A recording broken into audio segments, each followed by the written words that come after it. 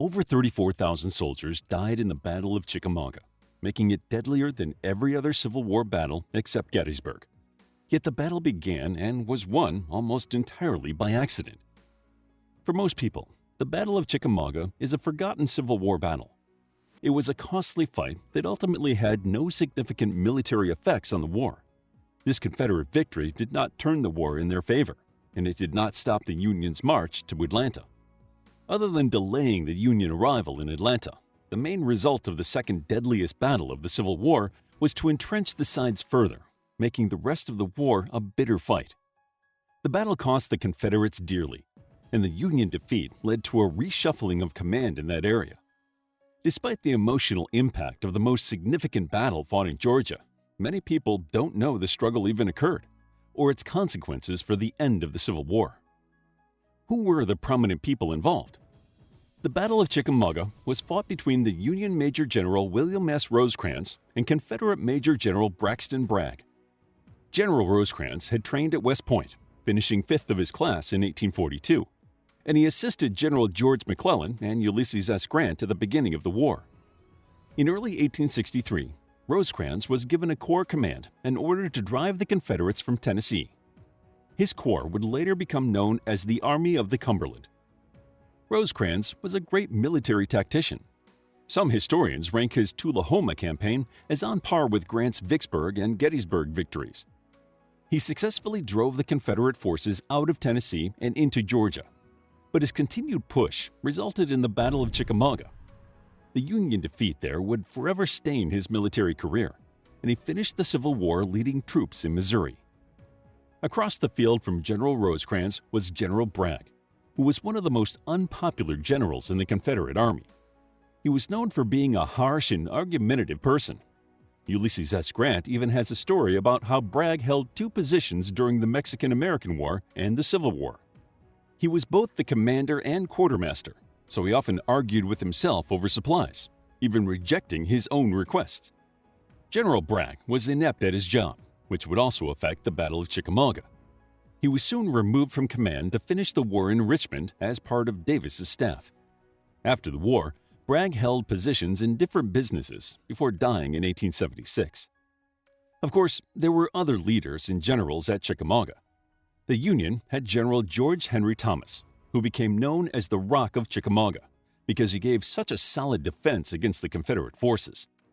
The Confederates also had General James Longstreet, considered by historians as one of the South's most respected generals and one of the ablest generals in the war. He was essential to the Confederate victory, but is not as well known, even though he was Robert E. Lee's right-hand man at Gettysburg. Longstreet was more cautious than Lee's other right-hand man, Thomas J. Stonewall Jackson.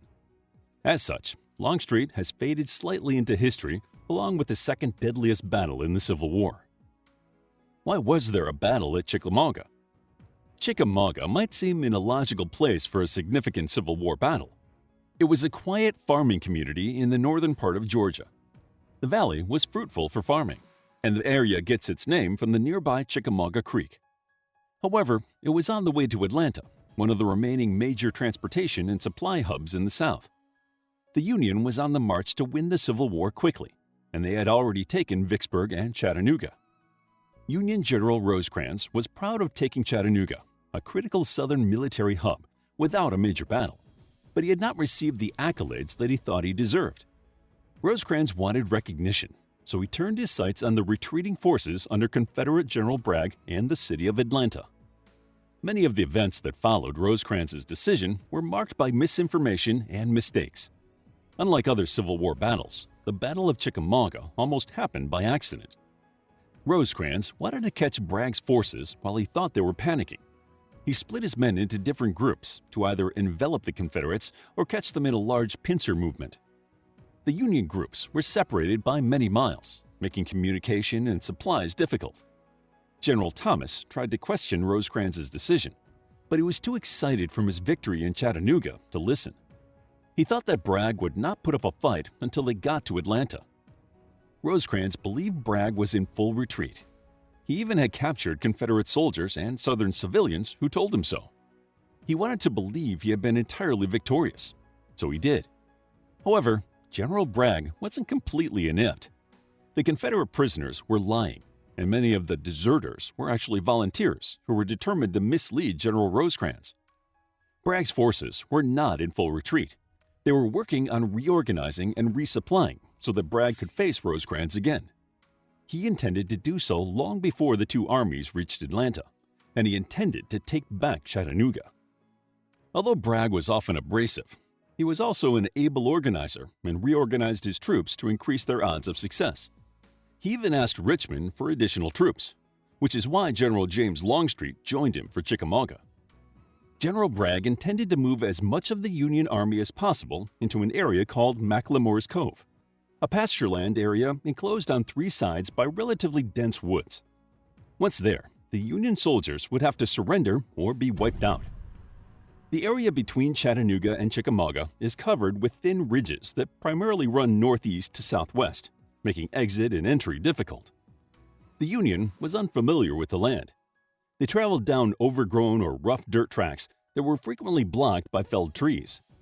The Confederate soldiers knew where the Union soldiers were, almost precisely to a yard. As they traveled south towards Atlanta, Rosecrans and his commanders began to suspect that they had been misled. They could see and hear signs of a large Confederate force, and they began to receive communication from Washington that Bragg was not in retreat. In fact, he was trying to drive the Union forces into McLemore's Cove. His plan underwent some complications, though, as he started sending orders to his commanders on September 9th. One of the commanders did not receive the orders for 5 hours, and when he did, he immediately sent back an answer about how terrible Bragg's plan was. The argument delayed the Confederate forces 2 days, during which the Union General Negley became suspicious and withdrew from the area. Both General Bragg and General Rosecrans were furious about the missed opportunities. Bragg raged that his commanders had not attacked the Union forces. Rosecrans raged that General Negley had retreated. He continued to believe that Bragg's forces were in disarray, even though he was now receiving multiple reports of the large Confederate force in the area. Rosecrans dismissed these reports until September 13th, when he could no longer ignore them. He began to call his scattered troops back to prepare for a battle, but they had to cross miles of challenging terrain to get there. Both men were now waiting for reinforcements to arrive before the battle could begin, a struggle that would be characterized by the same poor communication, rough landscape, and argumentative commanders that had halted Bragg's first plan at McLemore's Cove. How did the Confederate forces win the Battle of Chickamauga? The battle only lasted 3 days, and although it was not supposed to be, it quickly became the second costliest battle of the war. On September 18th, General Bragg reissued orders to route the Union Army into McLemore's Cove. He spread his men around the area, even though one unit started marching in the other direction, and a few more had minor scrimmages with some Union corps. Rosecrans was also hard at work moving his troops to better engage with the Confederates. But this was one of the few times that the Confederates had more soldiers on the field than the Union. The heavy fighting began on September 19th, and like many things during this battle, it was an accident. Colonel Dan McCook reported to Union General Thomas that a brigade-sized Confederate force had been seen crossing the creek near Reed's Bridge. General Thomas immediately ordered an attack, which quickly became a problem because Brigadier General Nathan Bedford Forrest commanded the brigade. Forrest is a controversial figure today. He became a millionaire selling slaves. He joined the war efforts as a private, but he soon grew tired of his commander's incompetence, so he created a unit entirely on his own. He soon demonstrated himself as an excellent military leader and was promoted to general, becoming one of the best and most aggressive Confederate cavalry commanders. Forrest sent for Confederate aid, and soon the two armies found themselves locked in an accidental battle, forcing both Bragg and Rosecrans to improvise. The fighting was hard and heavy because most of the action occurred in heavily wooded areas. There were various farms and pastures, but the heavy woods were challenging because they had limited visibility.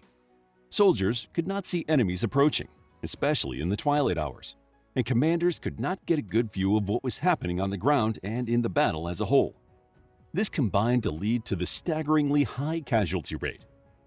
Union forces began to crumble under the Confederate advancements, losing cannons and ammunition. The day was bloody, and when Rosecrans called a war council that night, The Union commanders were sobered by the realization that the Confederates were more numerous and organized than they thought initially. They could not hope to attack. The only thing they could do was mount a strong defense. The battle resumed at 9:30 a.m. on September 20th, 3 hours later than Bragg had intended because one of Bragg's commanders refused to march out. Thanks to poor communication, General Hill did not receive Bragg's order until early on September 20th, and he refused to start the attack until his men had eaten breakfast. When Bragg realized what was causing the delay, he exploded, swearing in a most ungentlemanly-like manner and demanding that the attack begin immediately. When the attack commenced, things quickly went badly for the Union, and it was partially Rosecrans's fault. Captain Kellogg, one of Rosecrans's men, reported what he believed was a gap in the Union lines. Rosecrans quickly compensated for that, moving his brigade around to fill a gap that was not there, including ordering General Wood's division to the gap in the center of the Union line. Although Wood couldn't see a gap that needed filling, he went where he was ordered because Rosecrans had recently sent him a harsh public rebuke and a possible court-martial. Rosecrans's order to fill a non-existent gap created a real gap in the Union line. The Confederate forces found this unfortunate gap by accident. General Longstreet led a charge at exactly where General Wood's unit had been, and the 3 divisions under Longstreet charged into the Union lines, creating mass chaos. The Union soldiers began a panicked retreat back to Chattanooga, with General Thomas's brigade being one of the last on the field.